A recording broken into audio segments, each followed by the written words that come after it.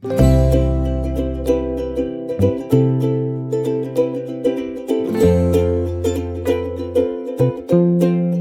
Guys, అందరు ఎలా ఉన్నారు? బాగున్నారు అనుకుంటున్నా. వీకెండ్ కదా, వీకెండ్ మూడ్లో ఉండొచ్చు అందరూ.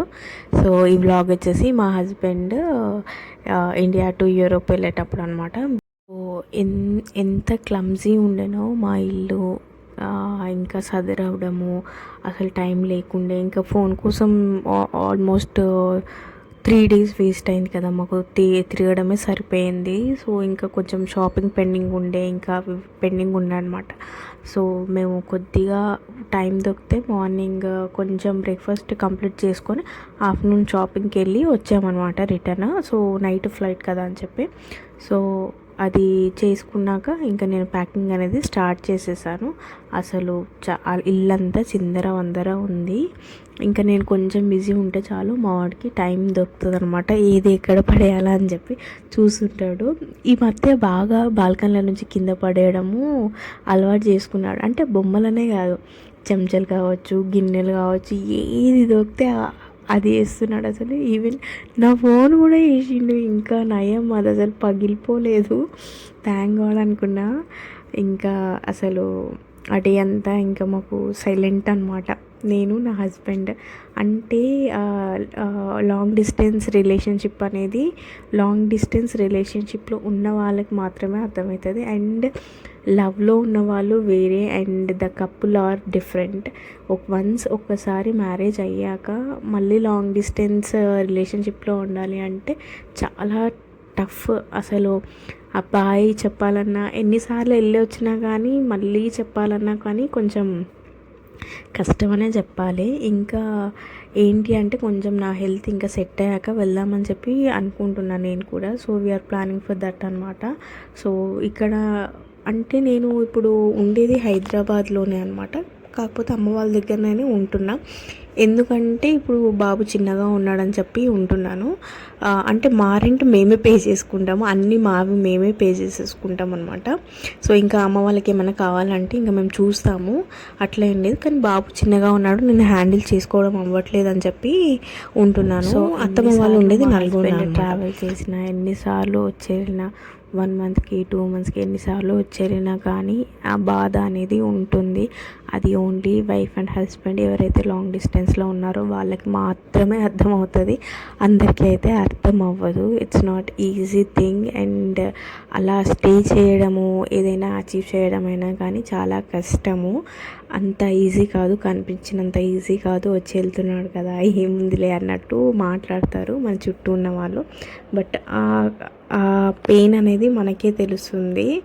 ఎందుకంటే అసలు ఈవెన్ మేము మ్యారేజ్ డే కూడా, అంటే నేను ఇక్కడ ఉన్నాను, తను అక్కడ ఉన్నాడు. So we felt very bad అనమాట ఇద్దరము.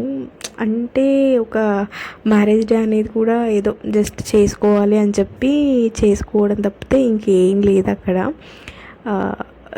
సూన్ అంటే నేను ఆఫ్టర్ డెలివరీ ఇంత సిక్ అయిపోతాను, ఇంత వీక్ అయిపోతాను అని చెప్పి అనుకోలేదు నేను, first thing. And second thing, more over ఏంటి అంటే మాకు ఇండియాలో కొన్ని ప్లాన్స్ ఉన్నాయి అనమాట. ఆ ప్లాన్స్ కోసం కూడా నేను ఇక్కడ ఉండాల్సి వస్తుంది.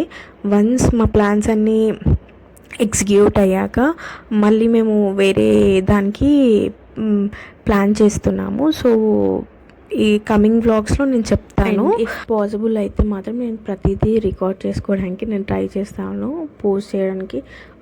షార్ట్ అయినా కానీ వీడియో అయినా కానీ ఏదైనా సరే నేను పోస్ట్ చేయడానికి నేను ట్రై చేస్తాను. అండ్ ఒక్కసారి ఎవరికైనా ఒక ఐడియా ఉంటే అమ్మవారు వచ్చాక, అండ్ అక్కడ మనకి ఇక్కడంటే కొంచెం వేపాకులతోటి కూర్చోబెట్టడం కానీ ఏదైనా అప్లై చేయడం కానీ ఇస్తారు కదా, కానీ అక్కడ నాకైతే ఏమీ ఇవ్వలేదు. ఓన్లీ చాలా బాడీ అసలు చాలా సివియర్ ఉంది అని చెప్పి యాంటీబయాటిక్స్ మాత్రం కంపల్సరీ ఇచ్చారు. నాకు అది బాగుంది. సెలైన్ మాత్రం ఆల్మోస్ట్ 4 days నేను సెలైన్ మీదనే ఉన్నాను. అండ్ ఆ మచ్చలు వస్తాయి కదా, అవి చాలా డార్క్ ఉండే బట్ కొద్దిగా లైట్ అయ్యాయి ఒక స్టేజ్ వచ్చాక. After like almost 7 months 8 months తర్వాత కొద్దిగా లైట్ అయ్యాయి. బట్ ఒక స్టేజ్ వచ్చాక ఒక లైట్ కలర్ వస్తాయి కదా, అక్కడ ఆగిపోయాయి అన్నమాట. ఇంకా దాని తర్వాత లైట్ అవ్వట్లేదు. అంటే ఆ డార్క్నెస్, ఆ మచ్చలు ఇప్పుడు స్పాట్స్ లాగా వచ్చాయి కదా, అవి పోవట్లేవు అనమాట. సో ఎవరికైనా ఏదైనా కొద్దిగా మీకు తెలిస్తే ఐడియా ఉంటే మాత్రం ఒకసారి సజెషన్ చేయండి కమెంట్ సెక్షన్లో. బికాజ్ అది కొంచెం నాకు ఇబ్బందిగా అనిపిస్తుంది అనమాట, అది వెళ్ళట్లేదు పోవట్లేదు అని చెప్పి. ఇంకొకటి ఏంటంటే ఫుడ్ పార్సెల్స్ అవన్నీ పెట్టేశాము. చట్నీ, పచ్చళ్ళు మా అత్తమ్మ మా హస్బెండ్కి కూడా 2 వెరైటీసే పెట్టించింది. యాక్చువల్గా మా హస్బెండ్ తక్కువ తింటాడు తొక్కులో, మామిడికాయ తొక్కులో. అంటే అదే కాదు, మామూలుగా జస్ట్ ఇన్ జనరల్గా తింటాడు అంతే.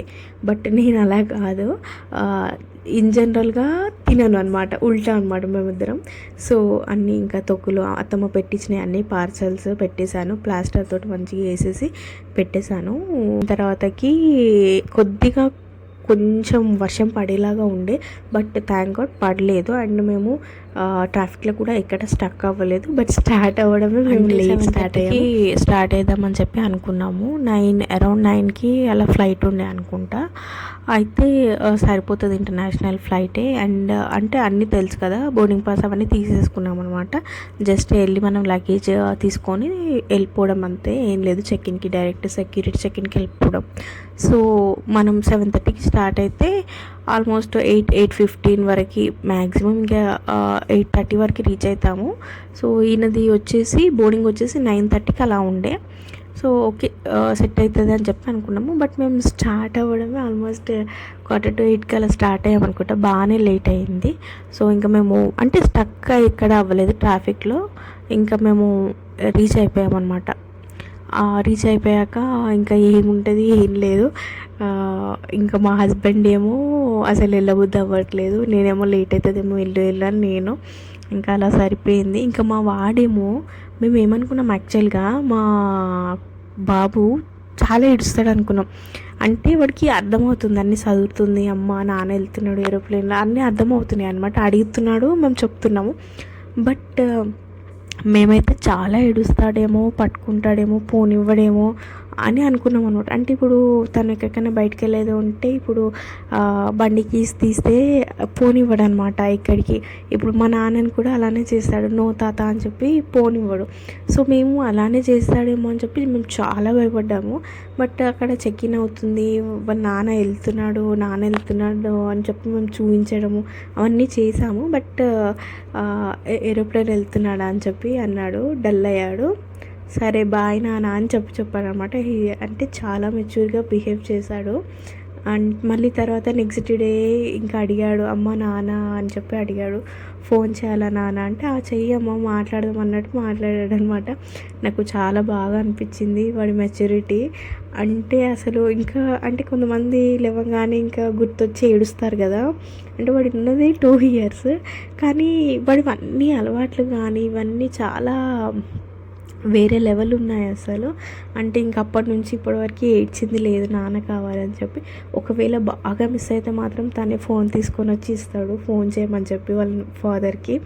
ఇంకా నేను ఫోన్ చేసి వీడియో కాల్ చేసి చూపిస్తాను అనమాట. అది ఏ టైం అయినా సరే, ఇంకా వాడు ఫోన్ ఇచ్చాడంటే నేను కంపల్సరీ చేస్తాను మా హస్బెండ్కి చేసి, ఇంకా వీడియో కాల్ చేసి వాడికి మాట్లాడి సరే నాన్న బాయ్ అని చెప్పాకనే నేను పెట్టేస్తాను అనమాట. వన్స్ వాడు ఫోన్ ఇచ్చాడు చేయమని అంటే నేను ఇంకా మిస్ చేయను, కంపల్సరీ చేస్తాను. ఇంకా వాడైతే స్ట్రాంగ్ ఉన్నాడు, ఏడవట్లేదు అనమాట. బాగానే ఆడుకుంటున్నాడు ఉంటున్నాడు. బట్ గుర్తొచ్చినప్పుడు ఇంకా అలా ఎమోషనల్ అవుతాడు, ఇంకా మిస్ అవుతున్నా నాన్నని అని చెప్తాడు. అన్నీ నేర్చుకుంటున్నాడు అనమాట చెప్పడము, అంటే ఎక్స్ప్రెస్ చేయడం. ఇప్పుడు ఒక టీషర్ట్ వేసామంటే అది ఒకవేళ వాడికి నచ్చకపోతే నచ్చట్లేదు అని చెప్పేస్తాడనమాట. అది వద్దమ్మా నాకు అని చెప్పేస్తాడు. అండ్ ఫుడ్ కూడానా అంటే ఇది అని ఇలా ఉంది, ఇది కారం ఉంది, ఇది చప్పగా ఉంది, ఇది నచ్చింది అన్నీ ఎక్స్ప్రెస్ చేయగలుగుతున్నాడు. ఐఎమ్ సో హ్యాపీ, ఎందుకంటే చాలా ఎక్స్ప్రెస్ చేయాలన్నమాట. అండ్ అయితే మేము రిటర్న్ అయ్యేసరికి బాగానే లేట్ అయింది. అండ్ మేము రెగ్యులర్గా ఒక కారు ఉంటుంది మాకు, మేము మాట్లాడుకొని వచ్చే అన్న. సో ఆ రోజు ఆ అన్న అవైలబుల్ లేడు. పాపం వేరే వాళ్ళని పంపిద్దామంటే వాళ్ళు కూడా లేరనమాట. వాళ్ళకి షిఫ్ట్స్ ఉంటే ఐటీలో చేస్తారు కదా, ఇంకా వెళ్ళారంట. సో ఎవరు అవైలబుల్ లేరు. సో ఇంకా మాకు తప్పక మేము బుక్ చేసుకోవాల్సి వచ్చింది. క్యాబ్ బుక్ చేసుకున్నాక వాడే మేము దిగాక అడిగాడనమాట, మీరు రిటర్న్ వస్తారా అని చెప్పి, ఎంత టైం పడుతుంది అని చెప్పి. సో మేము చెప్పాము మేము వస్తాము రిటర్న్, కొంచెం నైట్ లేట్ అవుతుంది, నైట్ ఫ్లైట్ కాబట్టి, సో మీరు వెయిట్ చేయండి అన్న, బాబు కూడా ఉన్నాడు కదా, జల్దీ వెళ్ళిపోవచ్చు అని చెప్పాము. మనీ మాట్లాడాడు, మనీ కూడా ఓకే అన్నాడు, అంతా ఓకే ఉంది. బట్ ఏమైందంటే మేము రిటర్న్ అయ్యాము, ఇలా మేము ఈ గేట్ దగ్గర వెయిట్ చేస్తున్నామన్నా అని చెప్తే, ఓకే అమ్మ వస్తున్నా, నేను ఒక 5 మినిట్స్లో వస్తున్నా అన్నాడు. బట్ ఎంతసేపటికి రాలేదు. ఆల్మోస్ట్ మాకు 40 మినిట్స్ వేస్ట్ అయ్యింది. ఎందుకంటే మేము వస్తున్నాం 5 మినిట్స్ అని చెప్పాడు కాబట్టి వస్తాడనే దాంట్లోనే ఉన్నాము. బట్ రాలేదు, హ్యాండ్ ఇచ్చాడు. మాకు ఆల్మోస్ట్ 50 మినిట్స్ వేస్ట్ అయింది. ఇంకా మేము మళ్ళీ క్యాబ్ బుక్ చేసుకొని ఊబర్ జోన్కి, ఆ రోజు క్యాబ్ దొరికింది కాబట్టి సరిపోయింది. అండ్ మేము అక్కడ ఊబర్ జోన్కి వెళ్ళాక కూడా మాకు టైం చాలా వేస్ట్ అయింది. బట్ అలా డ్రైవర్ బిహేవ్ చేయడం మాకు నచ్చలేదు. ఎందుకంటే మళ్ళీ మేము కంటిన్యూస్గా కాల్స్ చేస్తున్నామని చెప్పి బ్లాక్లో పెట్టాడనమాట. ఏదైనా ఆన్సర్ ఇచ్చినా బాగుండేది. లిఫ్ట్ చేసి, లేదు మేడం మాకు వేరే గిరాకీ దొరికిందంటే మేము, అంటే మా టైం వేస్ట్ అవ్వకపోతుండే కదా, బాబుని పెట్టుకొని మేము వెయిట్ చేసాము. అది మాకు నచ్చలేదు. ఆ రోజేమో చాలా వేడి ఉబ్బరం అయ్యింది. అసలు మా బాబు అయితే ఫుల్ క్రాంకీ చేశాడు నైట్. మేము ఇంకా రిటర్న్ అయ్యే టైంకి ఇంకా అసలు ఊబర్ జోన్కి వెళ్ళి ఇంకా బుక్ చేసుకొని వచ్చేసరికి బాగానే టైం అయింది. మళ్ళీ ఇంకా అసలు అంటే ఇలాంటి ఉన్నారా మనుషులు అనేది అసలు ఆలోచిస్తేనే నవ్వు వస్తుంది. ఇట్లా ఏముంది, ఒక కాల్ చేసి చెప్పడానికి కూడా అలా కాల్ కట్ చేసి బ్లాగ్లో పెట్టేసి. సో నెక్స్ట్ టైం మాత్రం మేము వచ్చినప్పుడు ఇంకా మేము బిఫోరే మా డ్రైవర్ అన్నకి ఇన్ఫార్మ్ చేసి వద్దామని చెప్పి ఇంకా మేము ఫిక్స్ అయ్యామన్నమాట. కొంచెం రిస్కీ కదా నైట్ టైంలో బాబుని పెట్టుకొని అలా అంటే. ఓకే సెక్యూరిటీ జోన్ అనే చెప్పొచ్చు, బట్ ఎంతైనా కొంచెం మనకి భయం అనేది ఉంటుంది కదా. సో మీకు ఒకవేళ అలా వెళ్ళే ప్లాన్స్ కానీ ఇంకేమైనా ఉంటే ఇంకో ప్లాన్ పెట్టుకొని వెళ్ళండి. ఇంకా నెక్స్ట్ డే నా వర్క్స్ అన్నీ చేసుకొని ఇంకా మా డైలీ రొటీన్ స్టార్ట్ అయింది యాజ్ యూజువల్గా. And that's it guys. ఇది ఈరోజు వ్లాగ్ మీకు నచ్చిందని అనుకుంటున్నాను. అండ్ ఇది నా experience guys. Thanks for watching and bye guys.